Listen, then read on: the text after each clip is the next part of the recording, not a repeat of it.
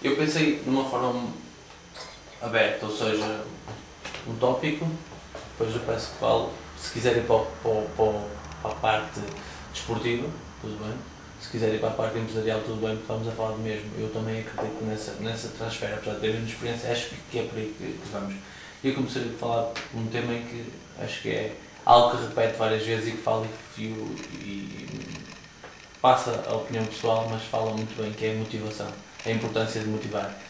Eu fiz aqui uma transcrição de alguém que tem muita influência no futebol e ele diz que depois do reconhecimento dos erros é preciso imediatamente erradicá-los e por fim motivá-los. O treinador que não sabe motivar não é treinador de futebol. Estas palavras são do José Maria Pedroso. Eu gostava que falasse um bocadinho sobre a motivação no contexto desportivo, da forma como podemos melhorar esse índice e consequentemente o resultado. É uma curiosidade, mas ao mesmo tempo uma felicidade a questão da coincidência de ser uma situação de José Maria Pedroso.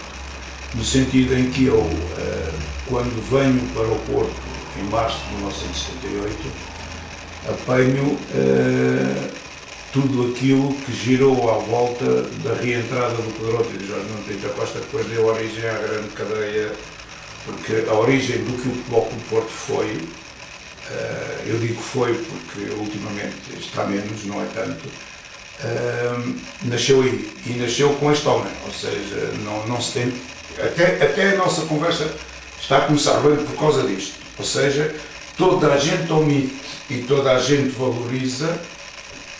Eu não digo que não se devia valorizar quem se valoriza, o que eu digo é que não é nada justo que se omita que este grande processo nasceu através de um treinador, não nasceu através de um dirigente, nasceu através de um treinador. E foi a escola desse treinador que deu origem a todo o resto. E isto tem tudo a ver com a nossa conversa, tem tudo a ver com pensar em cada como um treinador. A outra grande curiosidade de José Maria Pedroso é esta, é que na época em que ele faz essa afirmação, não havia nem de longe nem de perto o saber científico que hoje comprova que ele tinha razão.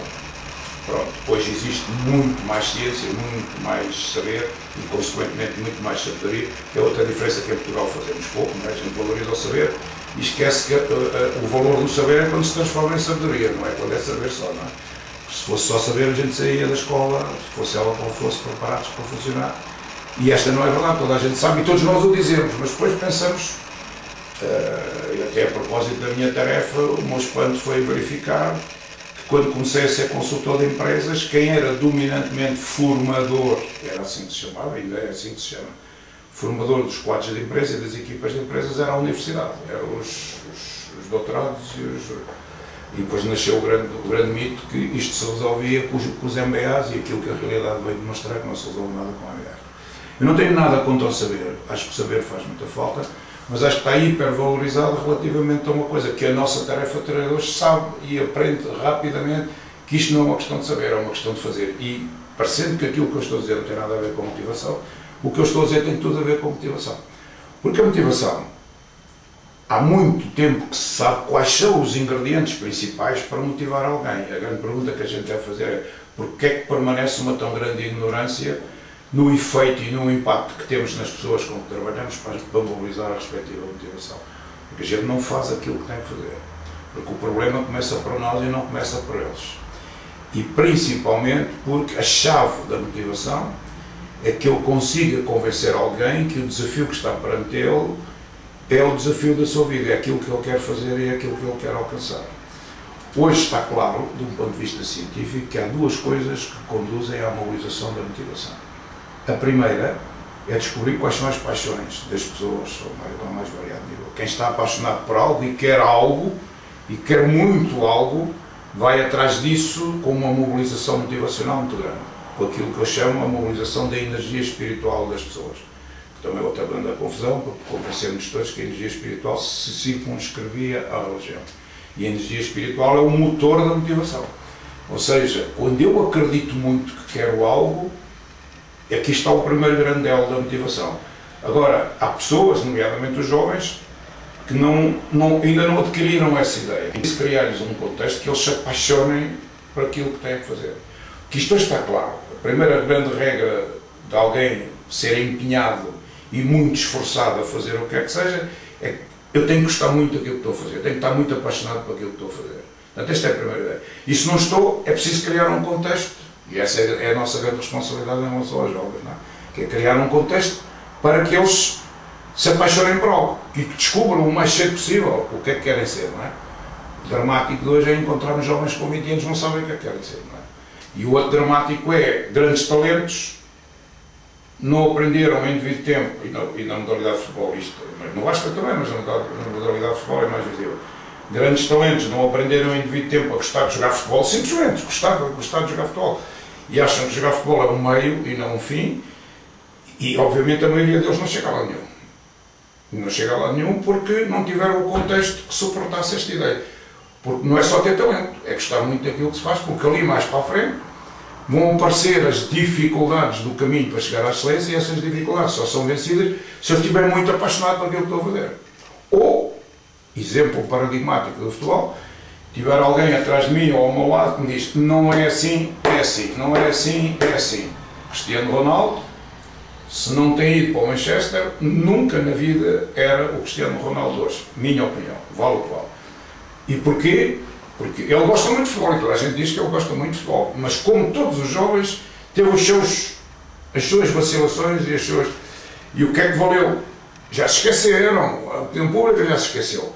Mas foi ou não foi verdade que durante um ano ou dois os confrontos entre o Alex Ferguson e o Cristiano Ronaldo foram tremendos? A ponto daquilo teve quase em ponto de ruptura. E felizmente não esteve em ponto de ruptura. E eu acho que felizmente não esteve em ponto de ruptura porque o Alex Ferguson, para ele tinha sempre claro: está aqui um diamante em bruto que eu tenho que transformar numa realidade. E portanto eu aperto com ele até um determinado limite e depois está a resultar. Portanto, grande paixão por aquilo que eu faço, que eu não nasço com ela. A gente nasce com potencial.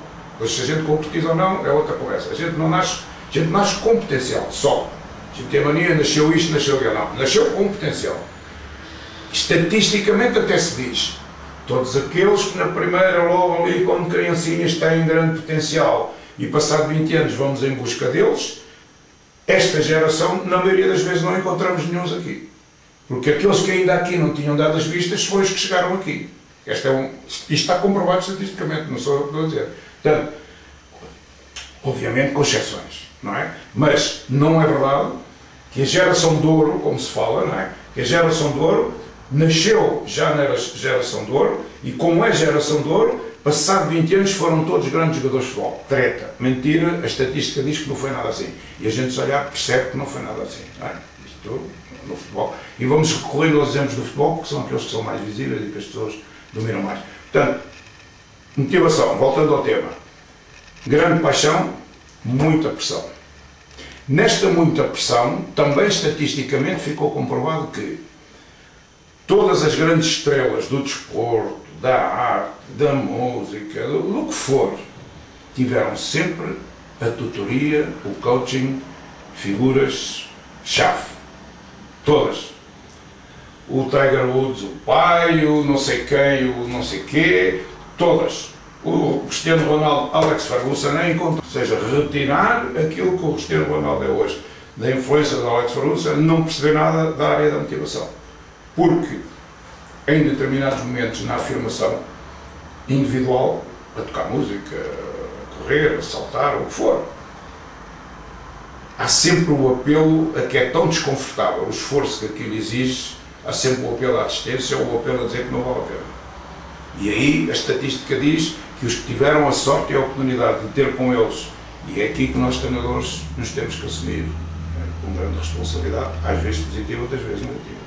É que a gente com os jovens nem sempre é capaz de fazer isto, que é ter a percepção, ponto 1, de olhar para alguém e dizer grande potencial, ponto 2, eu vou trabalhar este potencial com a noção que ele ainda não é, mas pode ser, e que neste caminho a minha influência é decisiva.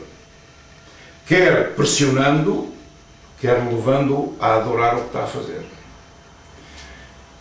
Outro grande drama que nós treinadores tivemos, e aproveito já para juntar esta linha, nós esquecemos-nos numa coisa decisiva. Como é que eu consigo que uma criança de 12, de 13, de 14, de 15, até adolescente, 16 anos, goste muito de praticar futebol, se eu torno os treinos de futebol uma chatice monumental? Esta é outra questão, não é? Eu quando digo uma chatice monumental não é que eles estejam incorretos do ponto de vista da metodologia do futebol, da metodologia do treino. O que eles estão é completamente desligados da responsabilidade que eu estou a falar, que é como é que eu consigo que este miúdo adore jogar futebol. Para eu adorar qualquer coisa eu tenho que me divertir a fazê-la também, sem deixar de ser pressionado. Mas eu tenho, nas primeiras fases eu tenho que me divertir. Portanto, e é por isso que os países onde o desporto em determinados momentos é mais diversão do que outra coisa, são aqueles onde depois emergem com muito mais qualidade os talentos. Porque se a gente for ver, nos Estados Unidos, eu lembro-me de ter feito esse estudo há largos anos atrás, quantas horas por dia um miúdo de 10 ou 11 anos pratica basquete, e eu quando digo pratica basquete não digo treino, que essa foi a grande confusão europeia, não é? Que é, a gente convenceu-se que os miúdos, para serem praticantes de basquetebol, tinham de treinar basquetebol. Aquilo que nos diz a realidade é que ele precisa de muito volume de prática livre onde ele se habitua a gostar, onde ele se habitua a entusiasmar-se com aquilo, onde ele se habitua. Alguma vez algum treinador ensinou aquele super afundante do Michael Jordan? Não foi treinador, não o ensinou. Foram as capacidades dele. E o gajo a brincar lá no pátio que acabou por inventar aquele afundante que tinha a espetacularidade que tinha a aplicação que tinha em determinados momentos do jogo e outras coisas que ele fazia, não é? Quer dizer, o problema, pronto, eu diria, para não me dispersar muito em relação à questão da motivação, que é a questão da motivação é conseguirmos chegar ao cumprimento da frase do Wayne Smith, treinador neozelandês de rugby. Todos os jogadores são capazes de enfrentar os maiores desafios, desde que esses sejam os seus desafios. A motivação é isto. A motivação é aqueles que eu estou a dirigir, o desafio é maior para eles do que para mim, em dado momento. Eu conto sempre esta história vivida para mim, foi a época de Alvarense, quando fomos campeões, quando eu saí do Futebol Clube do Porto, fui para o Alvarense. Eu sei que o Futebol Clube do Porto tinha a hegemonia total do basquete e a melhor equipa, há longos anos, do clube. E fui treinar no Alvarense, que há 19 anos não era campeão. Não é? E claro, o procurou o ministro das armas possíveis para ser campeão. E tinha 4 grandes individualidades na equipe. 2 americanos, um espanhol e um luso-americano. Enquanto o Porto já era uma equipa afirmada, madura e habituada a ganhar, o Alvarense aspirava a ganhar, até tinha individualmente equipa para ganhar, mas faltava-lhe aquele que era o fator decisivo, que era ser uma equipa, que não era.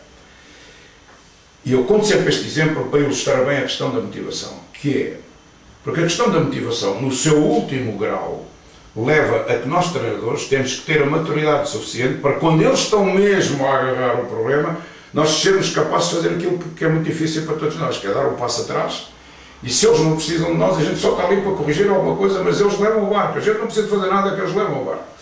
E este exemplo da época de Alvarense é um exemplo muito engraçado, porque eu levo 2/3 da época a perder clamorosamente com o Futebol Clube do Porto, a ter uma época miserável, que a gente perdia mais do que devia atendendo à equipa que tinha, mas eu só tinha um foco, eu convenci-me disto.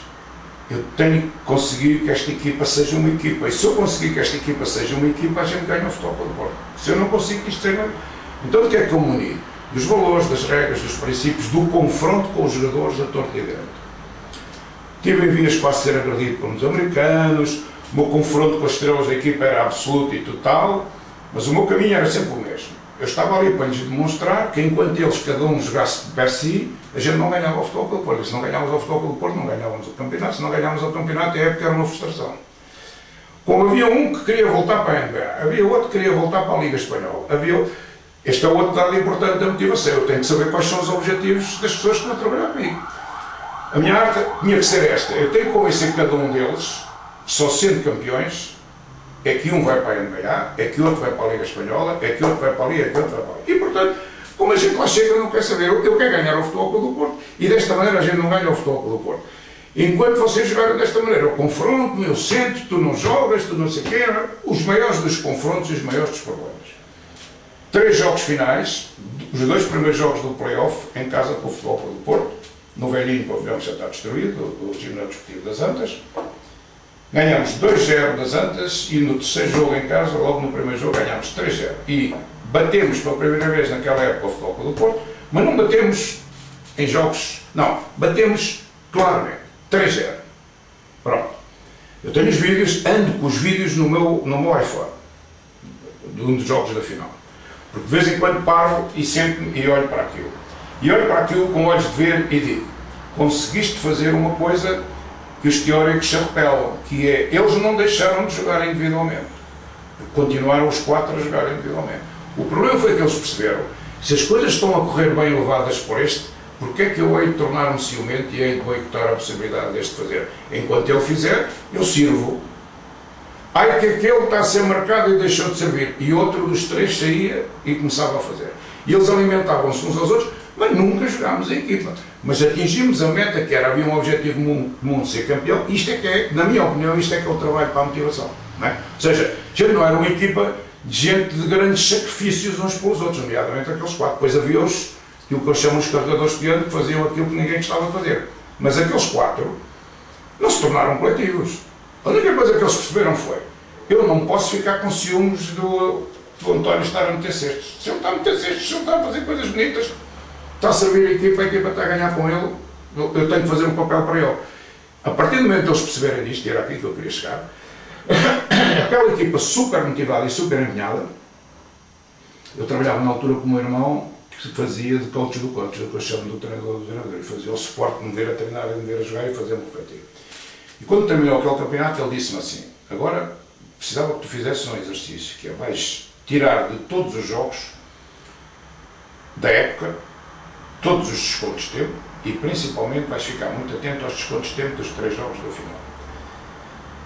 E eu quero que tu verifiques qual é o teu tempo de intervenção no início da época nos descontos de tempo e qual é o teu tempo de intervenção nos descontos de tempo nos 3 jogos da final. E a prova, António, estava ali. Os 2 primeiros jogos das Antas, eu tenho uma participação diminuta na condução da equipa. Eu já tinha feito o meu trabalho de casa todo anterior. Eu levei a equipa até aquele ponto. Mas ao contrário do que os treinadores, e principalmente os críticos de futebol, que dizem este treinador é muito interveniente, o outro está muito passivo, aquele não sei o quê, tretas, tudo tretas.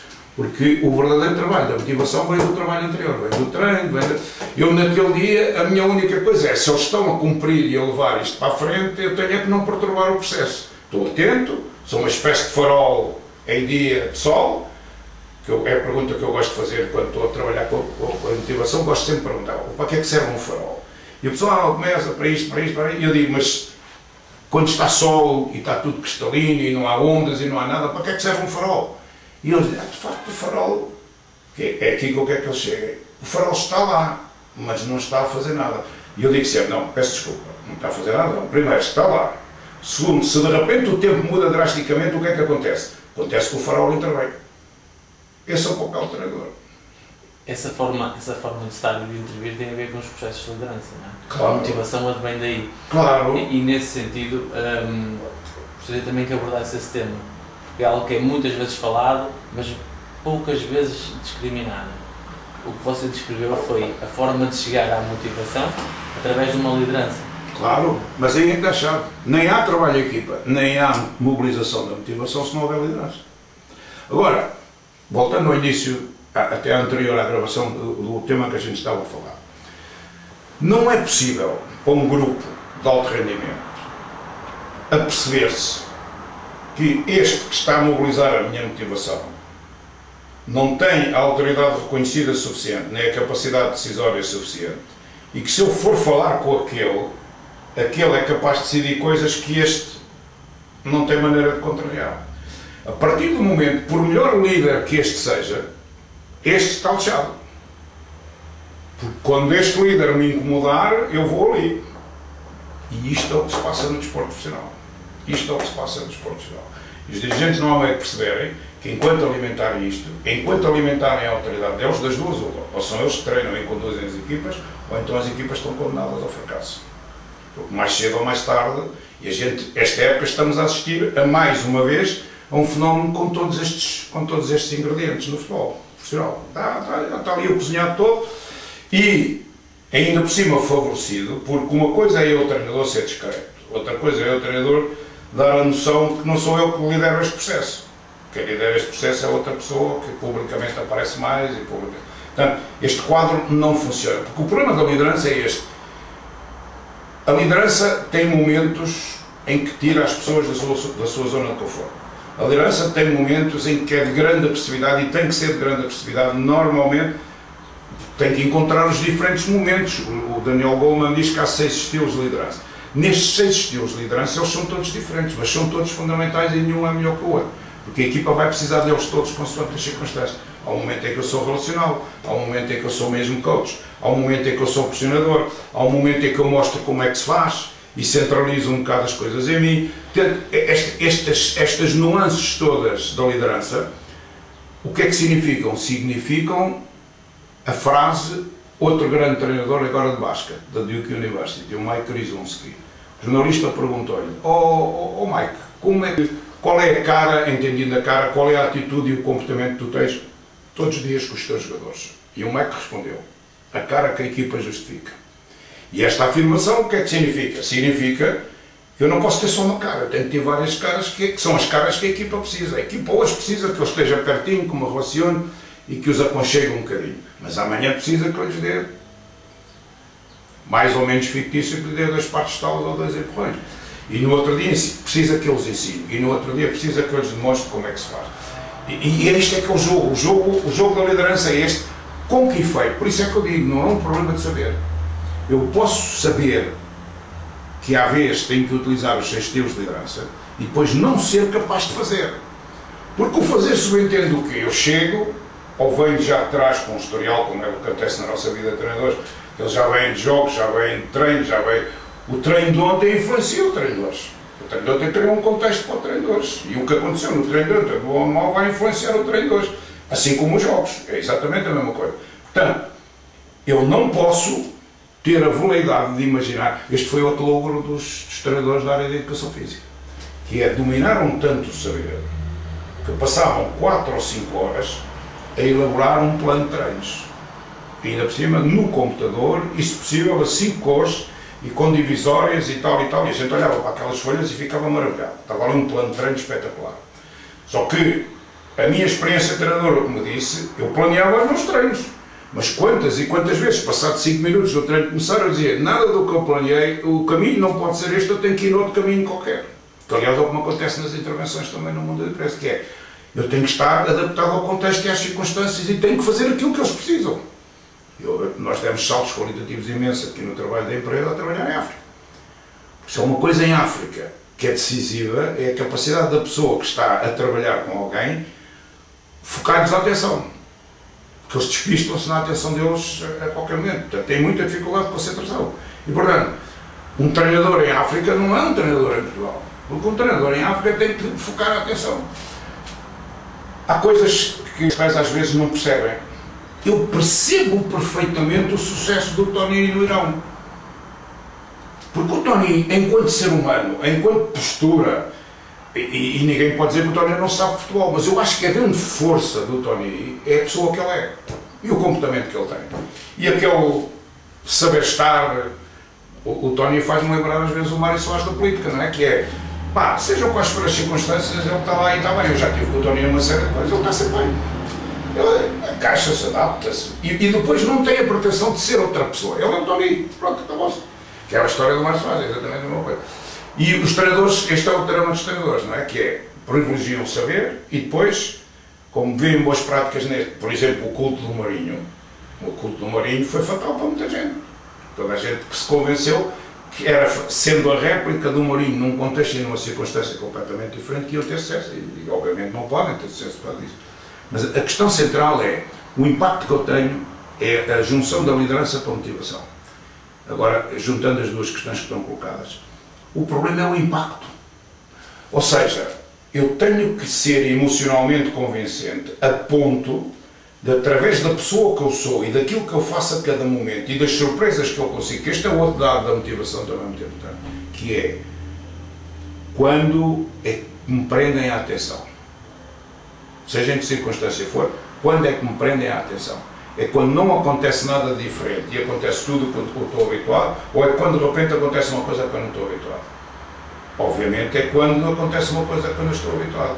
Então expliquem-me como é que eu quero prender a atenção dos jogadores durante 2 ou 3 horas, se eu sou monocórdico, se eu sou e já vou para a outra área, e se o impacto que eu tenho, de um ponto de vista emocional, é muito pouco convincente. Ou seja, eu não consigo tocar as emoções das pessoas com que estou a trabalhar. E aqui faço uma linha e digo, é por isso que eu respondo sempre às pessoas assim, como é que no desporto de alto rendimento se conseguem equipas e jogadores e atletas tão altamente motivados? Eu digo, sendo um treinador altamente motivado, altamente apaixonado, altamente entusiasmado. E aqui é que entra o Toninho.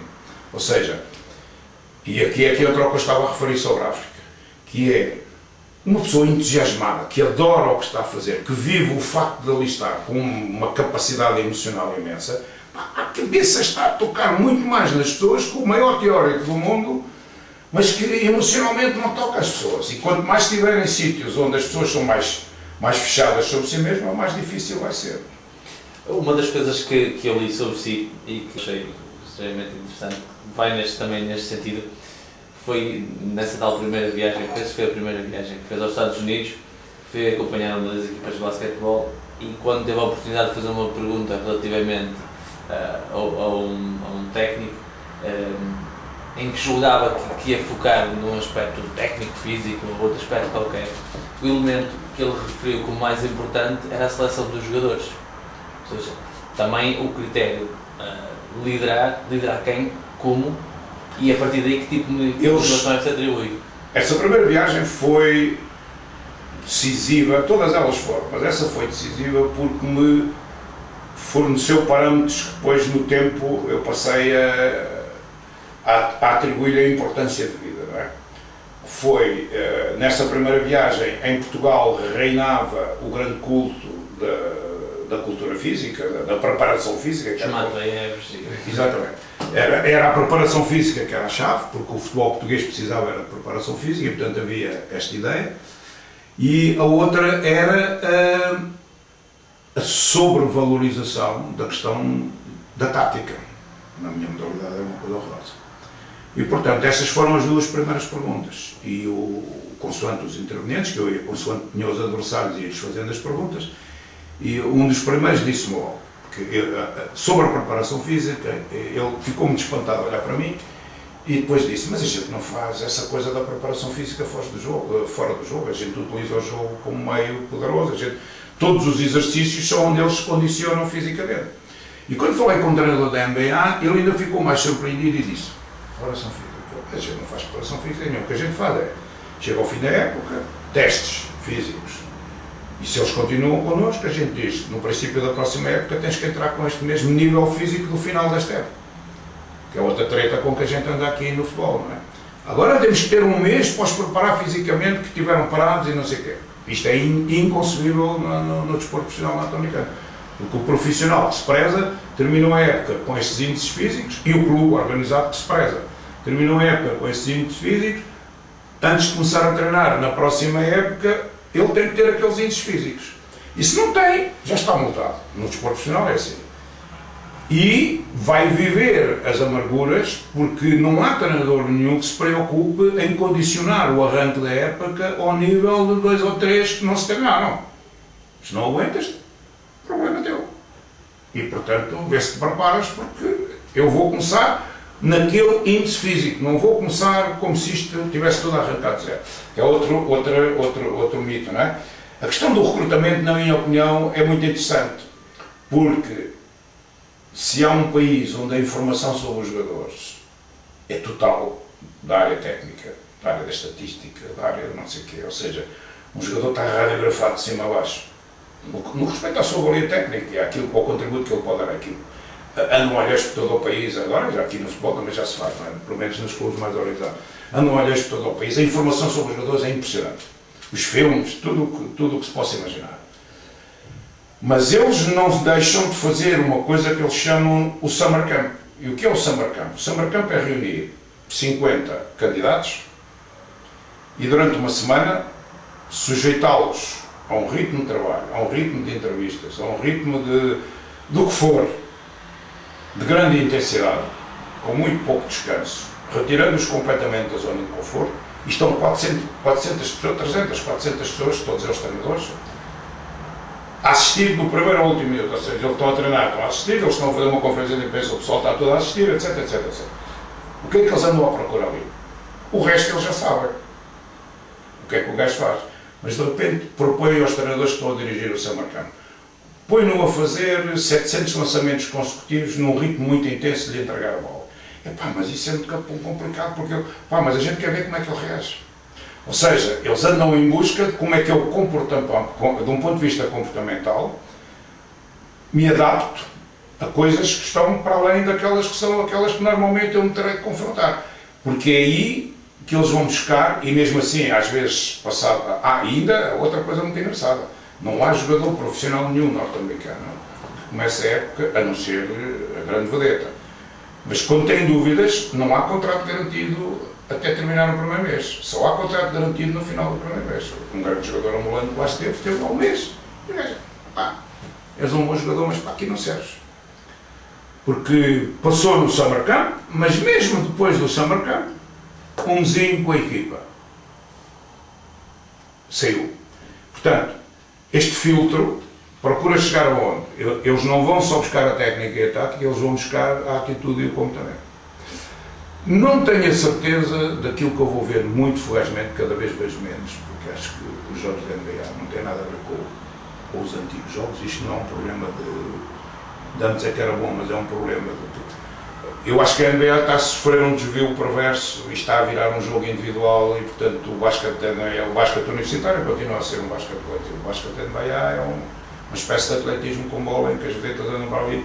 Portanto, não gosto de ver, sinceramente não gosto. Mas pronto. E na minha opinião, uma das razões porque isto está a acontecer é que desapareceram as grandes figuras dos treinadores. Na minha opinião, é por esta razão. Ou seja, já são muito poucos os treinadores da NBA que têm my philosophy e que aquilo ali são eles que põem e dispõem e decidem. Já cada vez há menos, na minha opinião. Portanto, isto afeta muito. A NBA está a sofrer o desvio perverso que, em geral, os desportos profissionais têm vindo a sofrer. Portanto, liderança, motivação e a gente... O modelo de jogador. O modelo de jogador. O modelo de jogador, lá principalmente, mas aqui, eu acho que aqui, qual é o nosso problema aqui? É que se eu, de um ponto de vista cerebral, desde os meus 10 anos, não sou sujeito a determinados contextos, a determinados enquadramentos, a determinadas exigências de regras, de comportamentos, de hábitos, porque, e a gente fatalmente temos que nos encaminhar para aqui, não é? Quer dizer, o desporto de alto rendimento, porque é que é tão importante no mundo das empresas? É importante no mundo das empresas porque muito mais cedo do que as empresas descobriu que é preciso criar hábitos. É preciso, e que hábitos? Aqueles a que eu respondo automaticamente, sem pensar e com grande eficácia. E isto só é possível em enquadramentos de trabalho preparatório que são muito desconfortáveis. Que é muito engraçado. Que é, houve uma altura no basquete em que os treinadores tinham a fobia de repetir exercícios. Os treinadores tinham a fobia. Mas eu já ontem no treino fiz este exercício, portanto, eu cada dia de treino tenho que fazer exercícios diferentes. O que é um perfeito disparate, atendendo ao facto que é uma coisa que eu tenho que ter a percepção. É que os exercícios têm determinadas mecânicas e dinâmicas. E eu vi aos treinadores que mudavam de exercícios todos os dias, passarem 50% do tempo a explicar aos jogadores como é que era a dinâmica do exercício. Que é fatal para o treino, não é? Ou seja, outra coisa, os treinadores encontram exercícios sofisticadíssimos. Mas são tão sofisticados que aquilo é uma coreografia. Se é uma coreografia, só para ensaiar a coreografia. Ainda não comecei a treinar futebol, mas só para ensaiar a coreografia eu perco um tempão. Porque este vai para aqui, aquele vai para ali, depois aquele passa e vai para ali, o outro passa e vai para lá. Esta coreografia complicada, para ser um verdadeiro exercício de treino, os jogadores têm que ter isto tudo automatizado e não pensam na coreografia, fazem o exercício. Ora, isto subentende que eles têm que ser preparados na coreografia. Estás a perceber a questão? Portanto, o exercício tem que ser simples e tem que ser repetido. E simples e repetido, e depois vem sempre a pergunta fatal, mas o que é que eles repetem? Repetem aquilo que o jogo lhes pede. É por isso que os exercícios têm que replicar o jogo, é por isso que o treinar como se joga é muito importante. Não só nos exercícios e na oposição, e é por isso que em todas as modalidades, há longos anos atrás, se treinava em sobrecarga, ou seja, eu atacava contra 7, para ser mais difícil no basquete, a gente atacava contra 7, para tornar o processo de ataque muito mais complicado. E eu defendo em desvantagem numérica. Defendo 4 contra 5, defendo 2 contra 3, defendo 1 contra 2, porque torna mais difícil e, portanto, É mais difícil que no jogo. Mas é isso que eu quero obter. Portanto, este enquadramento tem que ser simples. Ou seja, as dinâmicas dos exercícios têm que ser simples. E eu que vi nos Estados Unidos é que eles repetem o texto. E depois fui a Barcelona acompanhar um treinador que era casado com o primeiro bailarino do ballet de Barcelona. Era um estudioso do basquete que morreu com um ataque cardíaco aqui há uns anos atrás. E ele disse-me, tens que ir comigo a ver os treinos dos bailarinos. Outra lição de vida. Porquê? Porque os bailarinos, que a gente adora ver os movimentos que eles fazem, repetem até a exaustão, 3 a 4 horas por dia, sempre os mesmos exercícios. Pá, que são, imagina, que são o que eles chamam os fundamentos do balé. No basquete existem the fundamentals of the basket. E no futebol também há os fundamentos. Então, os fundamentos da recepção, os fundamentos do passo, os fundamentos... Os bailarinos, era aquela coisa das pontas, era aquela coisa do GT e do não sei o quê. Eles repetem. O treino dos bailarinos era este. Interessante, para passarmos isto para os esportes coletivos, muito interessante. De manhã treinam fundamentos. À tarde treinam as coreografias.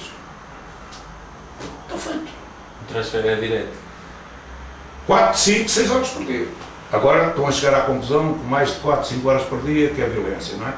Mas houve uma altura, nomeadamente por influência soviética, que o pessoal treinava 6, 7, 8 horas por dia, não é? Agora já chegou à conclusão que, com o tempo, e repara, engraçado, quem foi a primeira pessoa mundial que eu ouvi referir a importância do descanso? Zé Maria Pedroto. Zé Maria Pedroto. Pedroto dizia, é tão importante o treino quanto o descanso. Pedroto geria muito bem os tempos de repouso dos jogadores e das equipas, coisa que a malta aqui em Portugal, nas diferentes modalidades, muito influenciados por soviéticos, a partir de certa altura os jogadores chegavam aos jogos cansados. Cansados. Já acabou por falar de algo que eu também queria referir, que era o modelo de treino. Não é? Obviamente, para termos um modelo de jogador, temos um modelo de treino. Nesse modelo de treino que nós temos, penso eu que se identificará com esta citação. Não é impor ideias, mas dar mais capacidade criadora. Ou seja, a capacidade de promovermos ao jogador e de liderarmos no caminho da transcendência. Se nós delimitarmos, se modelarmos demais, vamos torná-los em máquinas e eles não vão ter sucesso, não é? Embora, como disse, há muitos anos já retirado dessa área, a esse nível, a minha tese é que eu devo treinar como se joga. E isto significa o quê? Significa que o treino tem que ter todos os ingredientes do jogo. A partir de uma certa altura, no basquete começou a ficar claro, nomeadamente em alguns treinadores da NBA, que se os jogos da NBA eram em 4 blocos de 12 minutos, que depois às vezes chegam a ser de 20 e portanto o jogo chega a durar 80 minutos, porque aquilo, os 12 minutos, às vezes não são 12 minutos, são 15, são 16, chegam a ser 20, não é? Portanto, se os jogos eram 4 blocos mais ou menos de 20 minutos, portanto com paragens, o treino devia ser assim. Como é que era concebível ter os gajos a treinar durante 1h30 seguida e só parar 1h30 se eles jogam por blocos de 20 minutos? Eles têm que treinar com alta intensidade em 20 minutos, têm que parar o tempo que param no jogo e depois têm que voltar a treinar. Pronto, esta é a ideia. A outra ideia é, houve um momento, quando estive em Coimbra, que fiz algum enquadramento e algum apoio ao treinador de futebol da altura. Pediram para eu observar treinos e para depois falar com ele. E eu fiz isso. E nunca mais me esqueci que a primeira coisa que eu lhe dizia é: epá, você vai ter que me explicar o seguinte, aquele exercício em que eles estão todos em fila, em que chegam à frente, passam a bola, recebem o passo, rematam a baliza. Aquela coluna, eu contabilizei o tempo entre o momento em que um determinado jogador faz este remate e quando é que ele volta a rematar. E eu peço desculpa, mas eu houve ali alturas que contabilizei 10 minutos. Ou seja, o gajo dava um chute e vinha a andar e tal, e tal, e tal, e tal, e só passado 10 minutos é que dava outro chute. E isto em termos de treinar como se joga não faz sentido nenhum. Porque a dinâmica não pode ser esta, que esta não é a dinâmica do jogo. Ah, mas você está a pensar como o basquetebol, que é um jogo muito movimentado, porque no futebol eles... Não, eu não estou a dizer que eles não parem, eu acho que sim, param. Ironicamente o tempo veio demonstrar que não era aquele futebol que se devia jogar, não é? Porque hoje um tipo olha para os quilómetros daqueles jogadores todos, nas diferentes áreas, nomeadamente dos avançados, não é? Eu a brincar costumo dizer que o Jardel hoje não jogava futebol nem nada, porque hoje não há como é que um avançado centro jogava ao futebol como jogava o Jardel. Jogava futebol num metro quadrado, não é? Com os dois extremos que tinha, o gajo só tinha que lhe pôr a bola ali, o gajo de cabeça ao pé e tal, o gajo. Mas isto desapareceu do jogo, o jogo tornou-se dinâmico. A abordagem do jogo que eu via do basquete fazia muita confusão. Uma vez fui assistir a um seminário, mas isto há muitos anos atrás, fui assistir a um seminário de futebol. Também em Coimbra, porque eles em Coimbra procuraram me envolver com o futebol para eu ajudar os treinadores de futebol. E eu arrepiei-me porque apareceu um treinador a defender a ideia que a única maneira dos miúdos começarem a praticar futebol de 11 era dividir o campo em quadrículas e cada miúdo tinha uma quadrícula. E portanto, este só jogava, quando fosse a acabar a quadrícula, o gajo tinha que passar a bola, não podia sair da quadrícula dele, este não saía da... E todos eles jogavam por quadrículas. Quer dizer, estes conceitos absolutamente teóricos perverteram aquela que é como é que joga o basquete? Ou como é que joga o futebol? E eu costumo dizer assim, pá, o treino é o jogo. Só que é segmentado e é preparado especialmente com exercícios e com repetições, mas o treino eu tenho que preparar no treino o jogo. Porque senão não faz sentido nenhum. Não é? É verdade. Pronto, e portanto, até aqui, os treinadores têm que ser, essa criatividade começa, a criatividade que eu consigo que os jogadores tenham dentro de campo e que a preparem e que a automatizem, esta é outra da questão, que é como é que eu consigo, em frações de segundo, tomar decisões criativas se eu nunca fui habituado a tomar decisões criativas. O hábito é uma coisa que eu adquiro por repetir. E por errar, e por muito erro, não é? Opa! Exemplo do basquete. Apareceu uma equipa universitária em Portugal, largos anos atrás, miúdos até aos 20 anos, a jogar com as equipas profissionais. E os treinadores todos de cabelos em pé. Porquê? Porque os miúdos lançavam e não metiam. E tinham uma baixíssima eficácia. E chegou aqui uma equipa americana e perdia 30 pontos com as nossas equipas. Como é que isto é possível? E eu disse, vamos resolver o problema. Sentamos num painel dos treinadores ali à frente, dos 4 americanos, e vocês vão colocar as perguntas todas que quiserem ao treinador. Logo uma das primeiras perguntas foi, como é que é possível vocês ficarem impassíveis, sentados no banco, quando os miúdos lançam tantas vezes ao cesto e falham? E a resposta dos treinadores foi, aquilo que vocês estão a referir são miúdos a lançar ao cesto do sítio onde têm que lançar e no momento em que têm que lançar. A questão da eficácia do lançamento a gente treina mais tarde. Nesta fase o que eu quero é, sempre que estás em condições de lançar ao cesto, lanças ao cesto. A seguir eu vou-te preparar para seres eficaz quando lanças ao cesto, mas agora há uma coisa que eu não posso coartar, que é a tomada de decisão automática, estou nesta posição, tenho que atirar. Estás a ver o balanço disto? Que é a história do remate ou é a história do que tu quiseres depois isto transferível para o futebol. Mas é dizer assim, eu para ensinar a lançar, a primeira coisa que tem que ser importante, há determinadas zonas do campo onde é fundamental, se estou sozinho tem que atirar, porque senão há uma vantagem para a defesa. Estás a ver o raciocínio? Era um dos pontos que ia falar de seguida também, que é as capacidades perceptíveis, no fundo, porque o jogo é feito disso. Pronto, mas como é que o jogo é feito disso se o treino não tem isso? O treino tem que ter isso. E é no treino que vão acontecer algumas tomadas de decisão que não fazem sentido, sobre as quais eu os tenho que levar a refletir. E mostrar-lhes o filme e dizer, pá, estás a ver isto? Que é no basquete, há um tipo que lança de uma distância incrível, completamente patética, visto que a eficácia dessa distância é baixíssima. E ainda por cima lança certo salto ofensivo, ele não pode lançar. E depois acontece aquilo que me aconteceu ali. Há um gajo a quem eu tinha dito não lançar dali, e o gajo lançou dali e meteu, sem ressalto ofensivo. E a equipa toda a gozar comigo e olhar. E eu no fim disse, e eles a gozarem comigo, então, ele meteu dali. E eu disse, meteu, e meteu muito bem, e portanto, a partir de agora está autorizado a lançar dali. Se meter dali 50% dos lançamentos que atira, porque só meter aquele em cada 10, ele não vai poder lançar dali.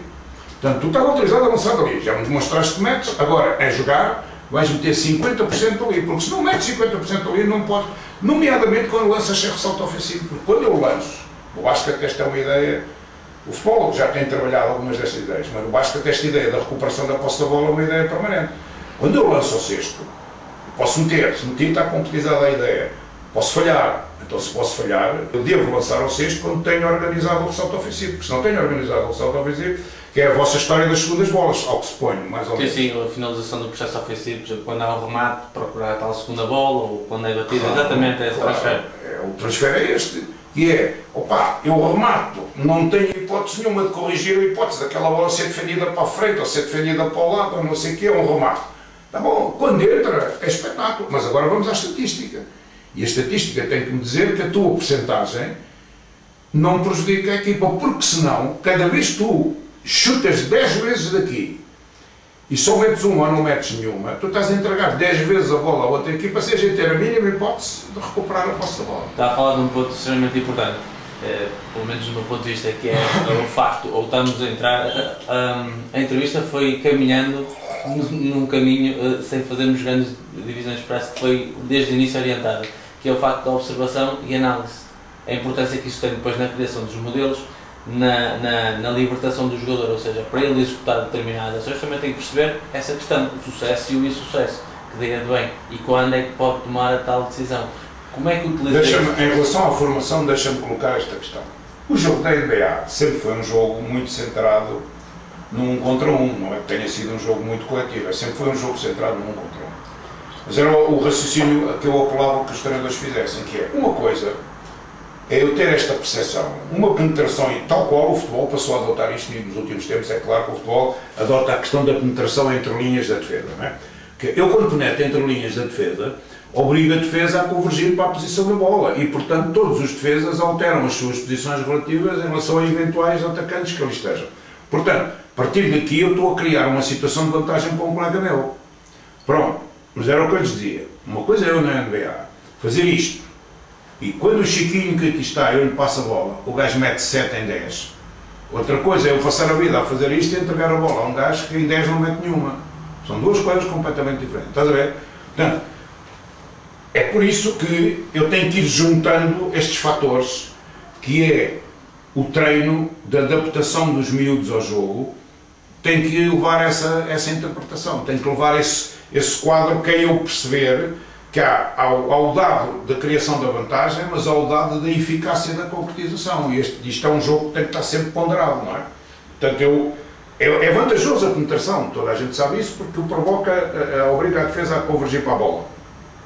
Mas a seguir vem o outro problema, o gajo mete dali ou não é? Que é a mesma história, o guarda-redes defende para a frente, eu não tenho lá... Primeiro, problema, não tenho lá gajos, agora tenho lá gajos, mas gajos, cada vez que chutam aquela bola, como estão apertados com as defesas, chutam a bola de qualquer maneira. Portanto, é aqui que está o treino está aqui, que é o filme, a reflexão, o feedback, a análise da coisa e levar os jogadores a perceber. E muitas, na primeira abordagem, é por isso que a gente fazia, e ainda faz no basquete, muitas situações 2 contra 1, 3 contra 2. E os problemas de incongruência entre o treino e o jogo? Verificamos, por exemplo, no caso específico do futebol, estamos a falar de uma forma genérica na priorização tática. Agora, já quase que é comum toda a gente falar de uma equipa em posse de bola que sem ataque continuado, tem os princípios todos do jogo. O problema é que uma equipa desse género tem um determinado tipo de... Deixa-me pegar por aí, não esqueças o que vais dizer a seguir, deixa-me pegar por aí, que é uma ideia muito engraçada essa, que é a sobrevalorização da questão da posse de bola veio com o modelo do Barcelona, não é? Como é óbvio. Pronto. Mas a malta só apanhou um lado do modelo, não apanhou o outro, não é? Que é, e eu percebo, uma coisa é eu ter posse de bola, mas ter perfeitamente preparado e perfeitamente ali encaixado a interpretação dos espaços que se abrem na defesa quando eles começam a cansar da posse de bola, para o jogador A, o jogador B e o jogador C de repente terem movimentos de ruptura. E de repente, para surpresa daquela defesa, há um gajo que aparece sozinho que até parece que estava offside, mas não estava ponto offside. O gajo no timing certo, ele movimentou-se e a bola apareceu. Bum! Não está nada offside. E os gajos metem golos os médios, metem golos os não sei o quê, porque a posse de bola é para criar rupturas. E eu hoje enerva-me ver algo, nem quero citar as equipas, mas enerva-me, e vejo muito pouco, ver algumas equipas de futebol a cultivar a posse de bola para a posse de bola. E catatumba, e ninguém corta, e ninguém aparece, e tal, e tivemos 68% de posse de bola. Está bem, mas fizeste 0 golos, cara, e perdeste o jogo. Para que é que queres a porra da bola? Estás a ver? O jogo não foi mal, e apesar de tudo nós dominámos o jogo, tivemos 68% de posse de bola. Está bem, mas perdeste, porra! Não meteste um golo e perdeste, e sofreste 2 golos, que raio vantagem é essa, 68% de posse de bola. Estás a ver? É a perversão do processo. Eu acho que a posse de bola é muito importante. Enquanto eu tenho a bola, os gajos não a têm. Mas eu tenho que dar um outro... O futebol, isto é mais possível no futebol que no basquete. É por isso que o basquete vai sempre à frente, não é? Que é, eu por mais posse de bola queira ter, eu tenho que lançar a bola a vocês em 24 segundos. O resto é conversa. E vocês no futebol, se metem uma regra desta, eu quero ver como é que isto vai ser. Fica o futebol muito mais giro. Na minha opinião, ando a dizer isto há uma data de anos, não é? Que é, se vocês não puderem passar a bola no futebol para trás da linha de meio campo, outra coisa doentia, não é? Aquilo é jogo negativo, pá. Aquilo não faz sentido nenhum.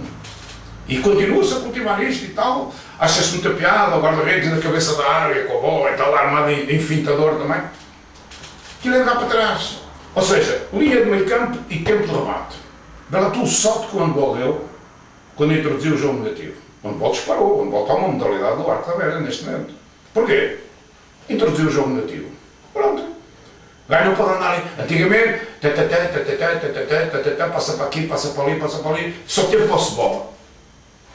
Agora, bonito é ter posse de bola, os tipos começam a vacilar, a perder o foco da atenção e de repente não vai, e eu caio, que é o que eles fazem. Era exatamente isso que eu ia focar, que é as incongruências entre os modelos, ou seja, todo o processo, a questão modular do jogador, do jogo, ou seja, a forma como a equipa se identifica, com o treino.